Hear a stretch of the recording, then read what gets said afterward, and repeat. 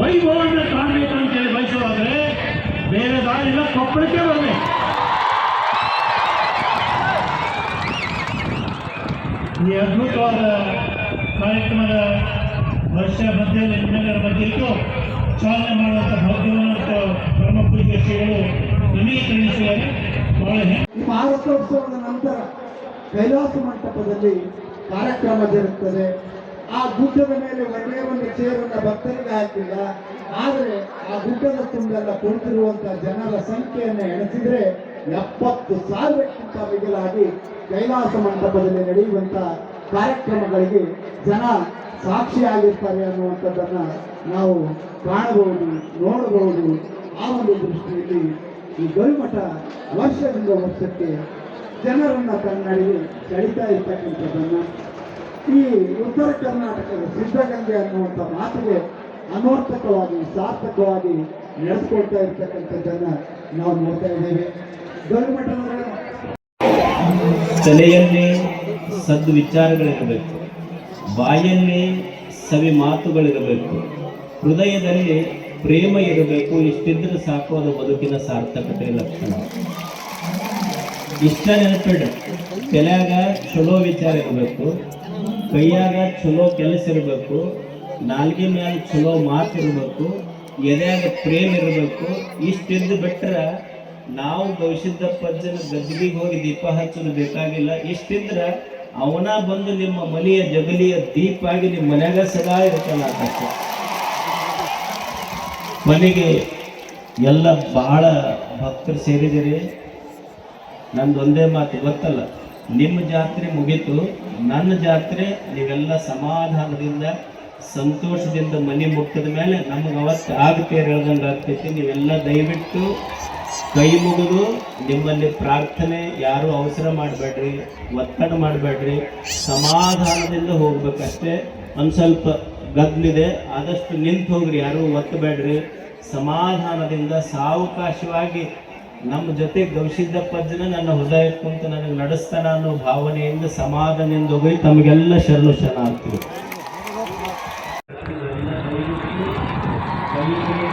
ನಿಮ್ಮಲ್ಲಿ ಪ್ರಾರ್ಥನೆ, ಯಾರು ಅವಸರ ಮಾಡಬೇಡ್ರಿ, ಒತ್ತಡ ಮಾಡಬೇಡ್ರಿ, ಸಮಾಧಾನದಿಂದ ಹೋಗ್ಬೇಕಷ್ಟೇ. ಒಂದು ಸ್ವಲ್ಪ ಗದ್ದಲಿದೆ, ಆದಷ್ಟು ನಿಂತು ಹೋಗಿ, ಯಾರು ಒತ್ತಬೇಡ್ರಿ. ಸಮಾಧಾನದಿಂದ ಸಾವಕಾಶವಾಗಿ ನನ್ನ ಜೊತೆ ಗವಿಸಿದ್ಧ ಪಜ್ಜನ ನನ್ನ ಹೃದಯಕ್ಕಂತ ನಾನು ನಡೆಸ್ತಾನ ಅನ್ನೋ ಭಾವನೆಯಿಂದ ಸಮಾಧಾನದಲ್ಲಿ ತಮಗೆಲ್ಲ ಶರಣ ಆಗ್ತೀವಿ.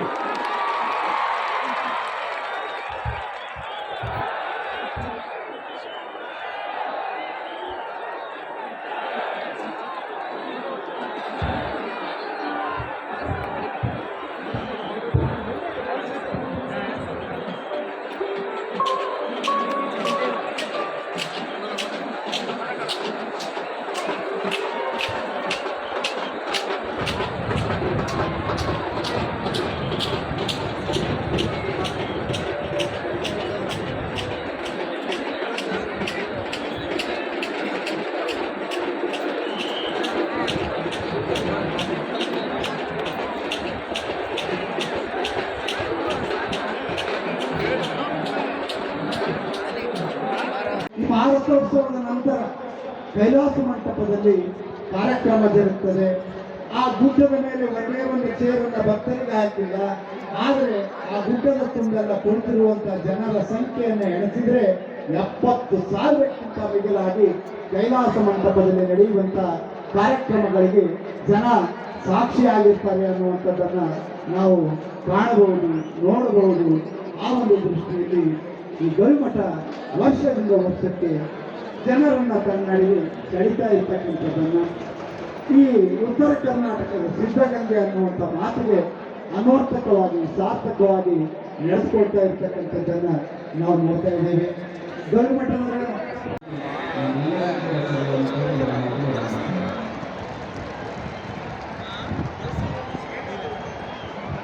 ಯಾರು ನಿಮ್ಮ ಮನೆಗೆ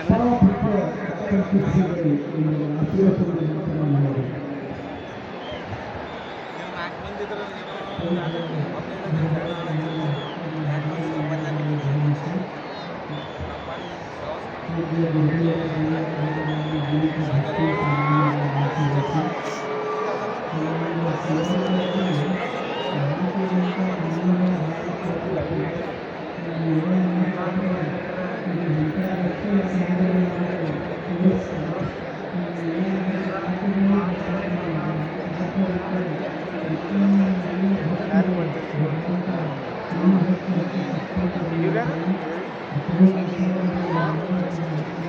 ಯಾರು?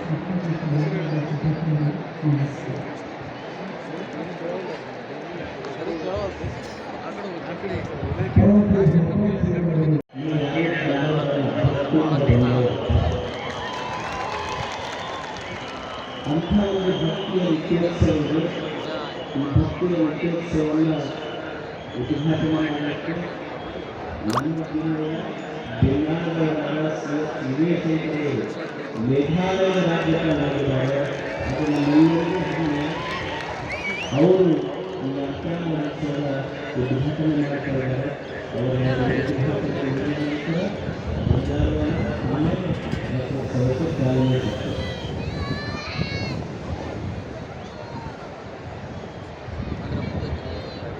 ಈ ಭಾರತೀಯ ಈ ಪಾರಂಪರಿಕ ಗವಿಸಿದ್ದೇಶ್ವರ ಜಾತ್ರಾ ಮಹೋತ್ಸವದಲ್ಲಿ ನಮ್ಮೆಲ್ಲರಿಗೆ ಸಂಪೂರ್ಣ ಕಲಿಸುವಂತ ಗವಿಸಿದ್ದೇಶ್ವರ ಭಕ್ತಿಪೂರ್ವಕವಾಗಿ ಮನೆಯನ್ನು ಸಮರ್ಪಣೆ ಮಾಡಿ ನಿಮ್ಮೆಲ್ಲರಿಗೆ ದಿವ್ಯ ಸಂಸ್ಥೆಯನ್ನು ಕಲಿಸುವಂತ ಕನಕಪೀಠದ ಪೀಠಾಧೀಶ್ವರಂತ ಧರ್ಮಪ್ರತಿನಿಧಿ ನನ್ನ ಮಹೋತ್ಸವದ ಅಭಿಯಾನದಲ್ಲಿ ಭಕ್ತಿಪೂರ್ವಕವಾಗಿ ಮನೆಯನ್ನು ಸಮರ್ಪಣೆ ಮಾಡಿ ಈ ಕಾರ್ಯಕ್ರಮದಲ್ಲಿ ಪಾಲ್ಗೊಂಡ ಎಲ್ಲ ಹಲವು ಕನ್ನಡಿಗರ ಪದಾಧಿಕಾರಿಗಳ ಭಕ್ತಿಪೂರ್ವಕವಾಗಿ ಮನೆಯನ್ನು ಸಮರ್ಪಣೆ ಮಾಡಿ ಇಲ್ಲಿರುವಂಥ ಎಲ್ಲ ಬೀದಿಗಳಲ್ಲಿ ಈ ಕಾರ್ಯಕ್ರಮದಲ್ಲಿ ಪಾಲ್ಗೊಂಡ ಎಲ್ಲ ಭಕ್ತ ಮಹಾತ್ಮರು ಅತ್ಯಂತ ಹೆಮ್ಮೆಯಿಂದ ಅಭಿಮಾನದಿಂದ ಯಾವುದೋ ಒಂದು ಧರ್ಮದ ಕಣ್ಣಂತೆ ನಾನು ಭಾವಿಸ್ತೇನೆ. ಈ ಭಾಗ್ಯವನ್ನು ಹೇಳ್ತೇನೆ. ಹೀಗಾಗಿ ಬಹಳ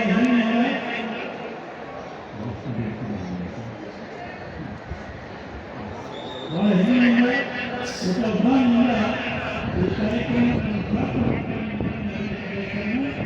ಒಂದು ಮಾತ್ರ ಮಾಡ್ತಿದ್ದೇನೆ.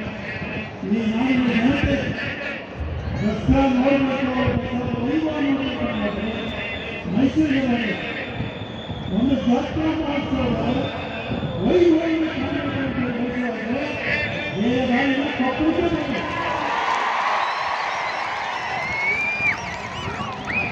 ಈ ಅದ್ಭುತವಾದ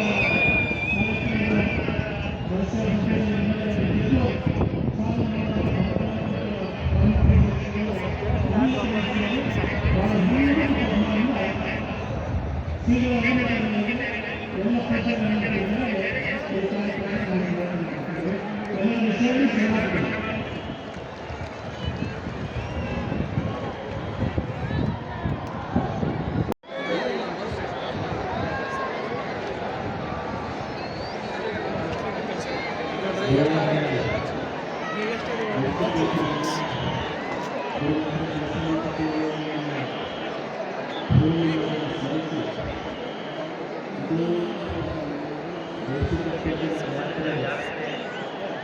ಇದರ ವಿಶೇಷದಿಂದ ಬೇರೆ ಬೇರೆ ಜಾತಿಗಳಲ್ಲಿ ದೊಡ್ಡ ದೊಡ್ಡ ಮಹಾನುಭಾವರು ಜನಾಂಗಕ್ಕೆ ಕೊಡ್ತಾರೆ.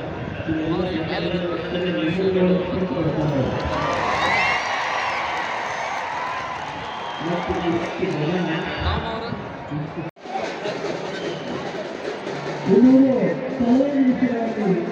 ಗೌರವಾನ್ವಿತ ರಾಜ್ಯಪಾಲರು ಭಾರತೋತ್ಸವಕ್ಕೆ ಪೂಜ್ಯರ ಆಗಮಿಸಿರುವುದರಲ್ಲಿ ಚಾಲನೆಯನ್ನು ನೀಡಿದ್ದಾರೆ. ಇನ್ನು ಕೆಲವೇ ನಿಮಿಷಗಳಲ್ಲಿ ಪರಾಪೀಠರು ಭಾರತೋತ್ಸವಕ್ಕೆ ಪೂಜೆ ಸಲ್ಲಿಸಿ ಆಗಮಿಸಿದ ಕೂಡಲೇ ಈ ಭಾರತೋತ್ಸವಕ್ಕೆ ಚಾಲನೆ ಗೌರವಾನ್ವಿತ ರಾಜ್ಯಪಾಲರು ನೀಡಿದ್ದಾರೆ.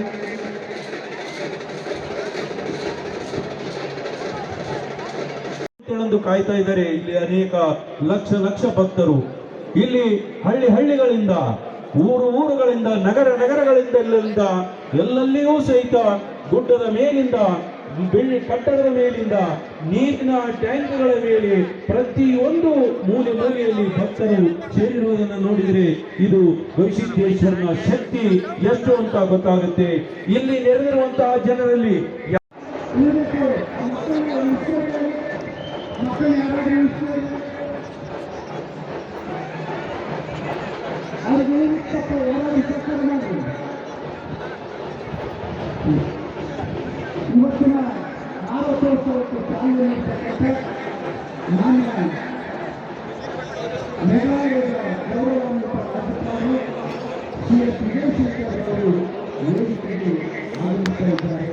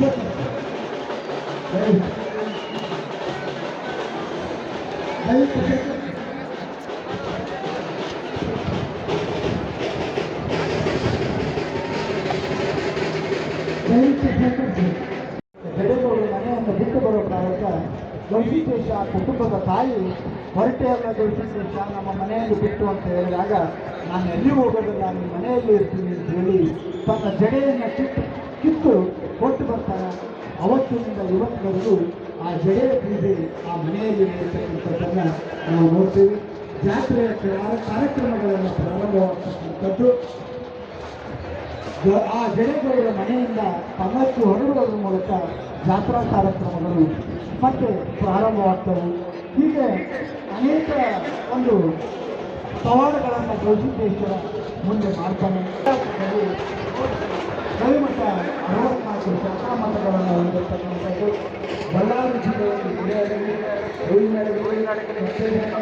ಬೋನೂರು, ಮಸರಬಿ, ನಾಗ, ಹರಪನಹಳ್ಳಿ, ದೇವನಹಳ್ಳಿ, ರಾಜನಹಳ್ಳಿ, ಪಂಚಮಾಳು, ಕೊಳಚಿ, ಹೊಸಪೇಟೆ, ಕಮಲಾಪುರ, ಸ್ವಂತ, ಮೋಡಿಗೇರಿ, ಇಟಗಿ, ಬಾಲ್ವೇರಿ, ನಗರನೂರು, ಹೀಗೆ ಬಳ್ಳಾರಿ, ಕೊಪ್ಪಳ ಒಟ್ಟಾರೆ 64 ಶಾಖಾ ಮಠಗಳನ್ನು ಹೊಂದಿ ನಾಡಿನ ಪ್ರಚೋದ್ಧಾರದ ಕಾಲದಲ್ಲಿ ಶ್ರೀಮಠ ಪಡೆಯುತ್ತದೆ. ನಾವು ಇಲ್ಲಿ 2009ರಲ್ಲಿ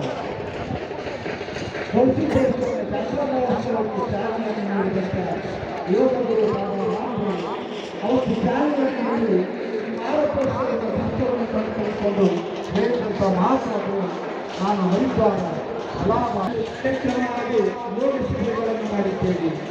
ಶ್ರೀ ಗವಿಸಿದ್ದೇಶ್ವರ ಜಾತ್ರಾ ಮಹೋತ್ಸವದಲ್ಲಿ ಪಾಲ್ಗೊಂಡ ಮೇಲೆ ಕೊಪ್ಪಳದಲ್ಲಿ ಶ್ರದ್ಧೆ ಮತ್ತು ಭಕ್ತಿಗಳ ಆಗಿನವರೆಗೂ 18 ಲಕ್ಷ ರೊಟ್ಟಿಗಳು, ಜೋಳದ ರೊಟ್ಟಿಗಳು ಮಹಾದಾಸೋಹಕ್ಕೆ ಅರ್ಪಿತವಾಗಿರುವಂಥದ್ದನ್ನು ನೋಡ್ತಾ ಇದ್ದೀವಿ.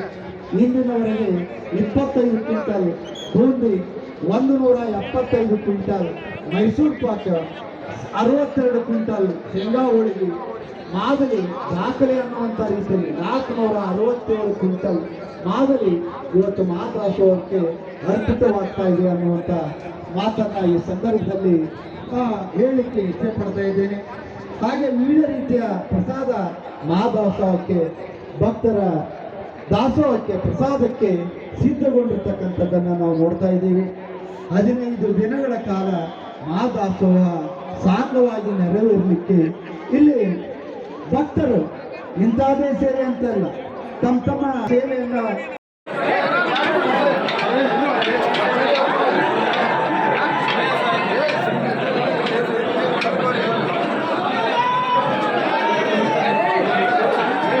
ಸಂಕ್ರಾಂತಿ ಹಬ್ಬದ ಪ್ರಯುಕ್ತ Ad6 ಮತ್ತು ಕರ್ನಾಟಕ ಟಿವಿ ವತಿಯಿಂದ ರಾಜ್ಯ ಮಟ್ಟದ ಸಂಕ್ರಾಂತಿ ರಂಗೋಲಿ ಸ್ಪರ್ಧೆ. ಕಾರ್ಯಕ್ರಮದ presenting sponsor Saptagiri NPS university. Associate sponsor Jeeni slim. Jeeni ಮನೆಯಲ್ಲಿದ್ರೆ ನೀವು ಸ್ಲಿಮ್ ಆಗೋದು guarantee. Co sponsor Nandana palace, legendary Andhra restaurant chain. KMF Nandini, ನಮ್ಮ ಹೆಮ್ಮೆ. KSDL ಮೈಸೂರು ಸ್ಯಾಂಡಲ್ 100% ಶುದ್ಧ ಶ್ರೀಗಂಧದ ಎಣ್ಣೆಯಿಂದ ತಯಾರಿಸಿದ ಏಕೈಕ ಸಾಬೂನು. ಶ್ರೀ ಸಾಯಿ ಗೋಲ್ಡ್ ಪ್ಯಾಲೇಸ್, ನಿಮ್ಮ ವಿಶೇಷ ಸಂದರ್ಭಗಳ ಸಂಗಾತಿ.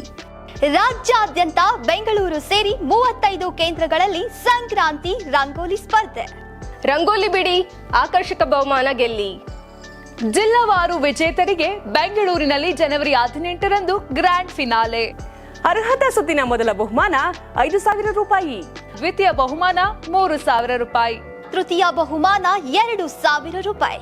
ಫಿನಾಲೆಯ ಮೊದಲ ಬಹುಮಾನ 30,000 ರೂಪಾಯಿ, ದ್ವಿತೀಯ ಬಹುಮಾನ 20,000 ರೂಪಾಯಿ, ತೃತೀಯ ಬಹುಮಾನ 10,000 ರೂಪಾಯಿ.